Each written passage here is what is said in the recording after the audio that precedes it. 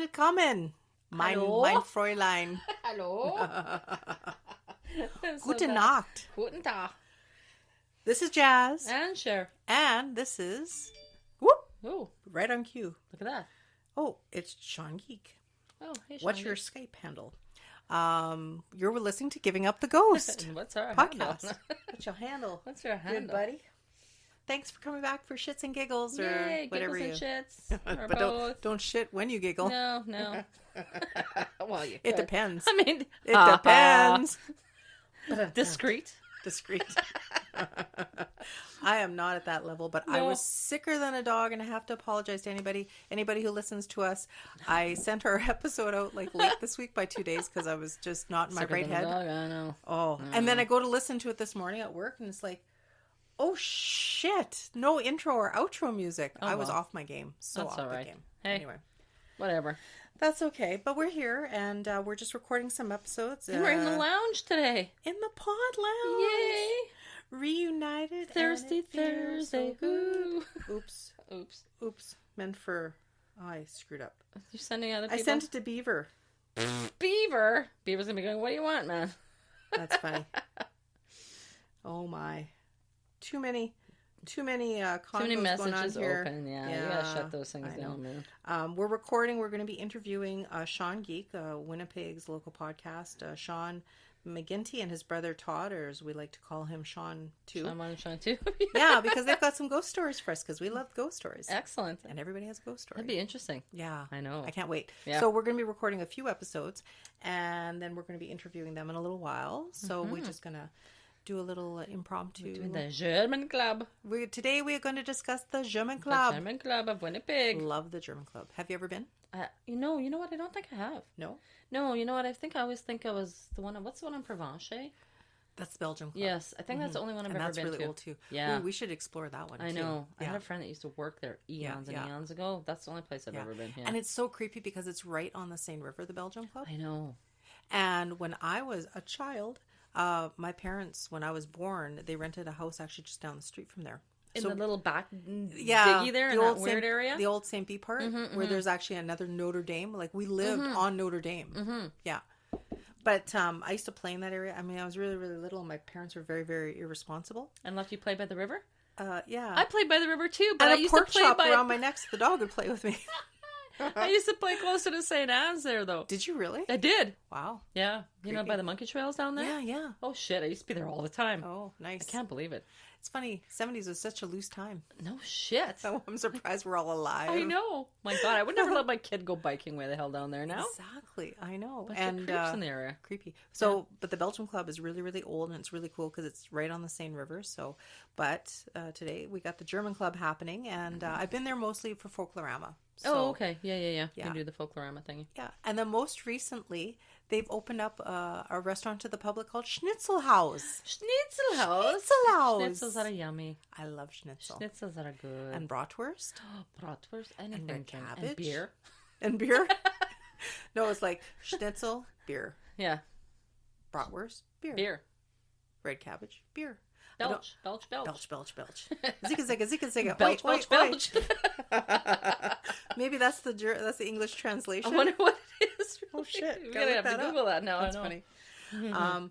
But it's a very, very old facility, and before Sherry's going to give some of the history, and then I'm going to give some of the stories that I know. I've been there a last couple times as a restaurant because they're open Thursdays. So this is a little plug to the German Club. They're open Thursdays for, I think it's Schnitzelborg. Schnitzelborg? Schnitzelborg.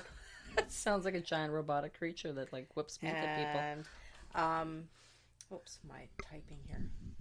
Your typing skills are Well, impaired. I guess Sean's trying to get a hold of us so we can... Like right now? No, Oh. I guess just get everything set up for after. He likes to put his children to bed. As he should. As he should. I don't put my child to bed anymore. He just goes, "Okay, night, ma. Love ya." So, I gotta hit. I don't know anything about Skype. I'm not a Skyper.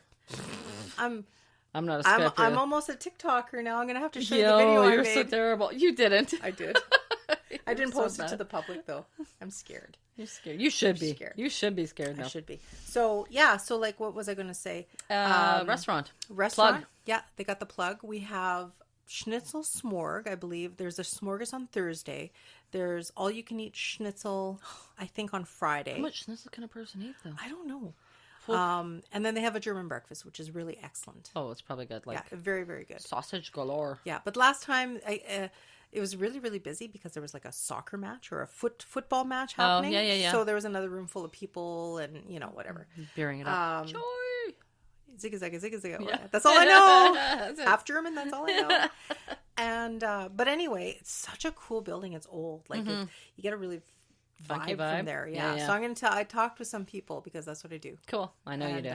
We're going to let Cher have the board, and she's going to tell us a little bit of the history. The board, okay. And then we're going to get into the haunting. The hauntings, okay. Well, I'll do the historical blurb.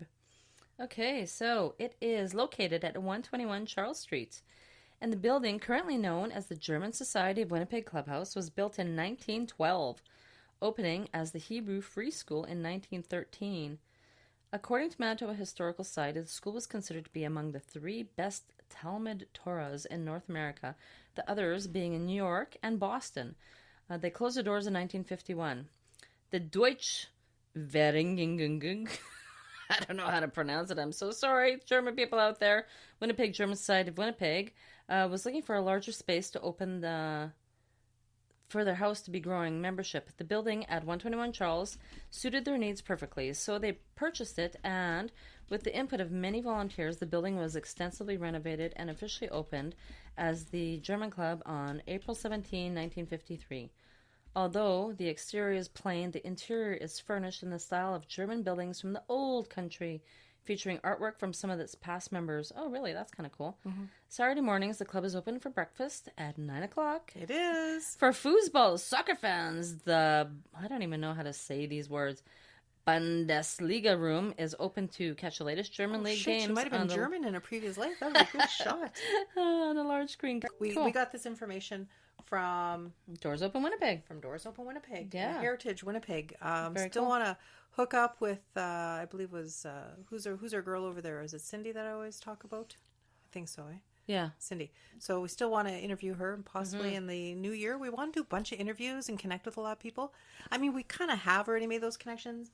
And it's just hooking everyone up together, too. Yeah, it's kind of difficult. It's really, and this has been a really shitty year, may I remind everybody, I know, right? yeah. So I'll be on more on the ball next year. Granted. Whatever. We don't have to be on the ball. We can be on whatever ball we want to be granted, on. Nobody else dies. Anyway, yeah. And that's fine. So it was a school. Mm-hmm. I also have information here, kind of like what you discussed, but from the Manitoba Historical Society. Did you catch any of that at all? Or no, this is all that was on this page. Was that it? Okay. Yeah, that was it. Just a little blurb on this one. What I've got from the Historical Society mostly concentrates on the Talmud Torahs. Yeah, school which is interesting. Yeah, which is really, really, really cool. And that building, was the same building. It cost about $65,000 to make the building at 121 Charles Street for the Jewish school, and it was to accommodate. They call it the Hebrew Free School, or Talmud Torah, and that was constructed for religious education of the children from the city's Jewish community. It was instigated by Rabbi Israel Kahanovich and designed by local architect Max Blankstein. Oh, I just found it, yes. There you are. And its cornerstone was laid at the ceremony on July 28th, 1912, and it was attended by over 2,000 people. Whoa! That's a big turnout. In 1912, that's a lot. Yeah, that probably is a lot of people. I think really. That's probably like the whole Jewish community. The whole Jewish community was there, saying, sure. yes, we have a school. Yeah, that's still pretty impressive. And they list a whole bunch of names, like executive council. Blah, blah, lots. Blah. Yeah, lots. And a lot of these people are highlighted, so that means they have other connections to the city, which is pretty cool. Mm-hmm. Steeped. It says on the first floor of the 2-story brick and stone building, there were the classrooms, the meeting halls, the boardroom, and the library. There was a large auditorium on the second floor, and it had room for 1,500 people and was used for services on the Sabbath and holidays, and a place for lectures, meetings, weddings, conferences, and concerts. On the second floor? That seems odd to me. I don't know why. I don't know. Yeah. That is odd. But that's the first, the second. They don't even talk about the basement. I'm sure it's storage and everything like that. Yeah. Imagine how creepy that would be. Yeah, right? no. Oh, it says here. I beat the punch. In the basement was a classroom, caretaker's room, and storerooms and heating plant. Yeah. So it opened in 1913, and the classes were held between 4:30 and 8:30 p.m. on weekdays. And then Sunday mornings, that's when they 4:30 in the friggin' morning? I don't know. No, I think that's probably in the evening. God, I would hope so. I wonder now, right? 4:30 no, and 8:30? It would have to be 4:30 p.m. That's a really short class, though. Yeah, but I think like to accommodate for people, right? Wow. Okay, well, 1912, though. Right, but you know, probably, okay. Working class, right? Well, and this is, because you have a lot of kids working for their families and stuff. That's right. Mm-hmm. Right? And then, same for the more posher kids that actually, they would probably want them to afford an English education. Right. Right? But they want them to retain their heritage. That's probably what it was that's mostly. Probably what it was. Yeah, you're right. Mm-hmm. I said here, oh my. Rabbit killing time. Must be something evil going down out there. My son's probably just shitting. He's studying, trying to do his paper. Freaking dog. Anyway, that's his baby. But anyway, the facility was also used by various other organizations and clubs. It was considered at the time to be among the 3 best, like you said, the Talman Torahs in North America. I also read other various newspaper articles. It was so celebrated, this place, that people would actually travel from all over North America. Well, yeah, because you consider that I don't know how big was the Jewish community, like everywhere, like I mean New York and Boston. Well, I think it'd be widespread for sure. In the 1900s, though, I don't know. Yeah. Oh, sure. Yeah, of course. Yeah. And then it's just like New York and Boston; those are pretty like big wig cities way back when. Well, yeah, so because Winnipeg, those are like port. But we were the center of North America, though, too. We are the center of the world. Damn it.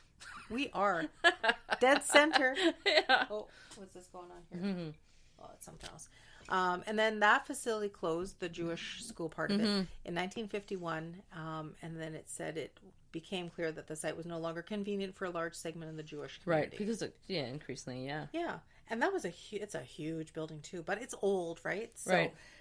The building was then sold and renovated for use by the German Society of Winnipeg, which is what it is known as of today. It actually looked like a really kind of creepy building, though, way back when. You know, it looked like a freaking prison, to tell you the truth. It's solid. Like, you know what? If we had earthquakes in Winnipeg, that thing ain't coming down. No. It's solid. I've been there for Folklorama almost every year for the last 7 years. And like I say, most recently we've done the restaurant, so we kind of know our way and stuff. Right. The auditorium is big. It almost looks like a Roman thing. Oh, like you have like gladiators and champions on the floor, really. Eh? Well, I mean, I know what you mean though, like because there's balconies up in there. Because the way the balconies, the way they're angled to look down, kind of thing, you know. But they have a nice little stage, and then they do their little, you know, they have like the dancers and stuff. Oh, that's cool. From their webpage, again, they have like their German Choir of Winnipeg, which is a subgroup of the German Society of Winnipeg, and that's been in existence since 1958. Says here that they host other significant, I guess, song fests and stuff that come in attendance to their building there. Mm-hmm. They have their band. They have Ziga Zaga Ziga Zaga. Wait, that's all I know. And so they have like a lot of activities, and they have lots of different clubs that operate out of there. I imagine there is, yeah. So when I went for breakfast last time. Now this is where the hauntings come in. The hauntings. Okay, give it to me. Give it to me. Give it to me. Oi, oi, oi, oi, oi. Oh my God. You can almost bend that to anything you want, right? You can, really. I know. Maybe I need another drink. I'm getting parched. I am drinking Mike's Hard Grapefruit tonight. Oh, I'm twisting my tea. You're twisting your tea. Excellent. But yeah, so like with everything, anywhere I go, you get a feel. Yeah. It's old. Like their main restaurant areas, like their pub area, it's very cool. It's very old. All the beer steins, all the German paraphernalia. Right. It's very cool. Probably very some nice. is like original, right? From old country too. Yeah. And it still has that feel, you know? Right.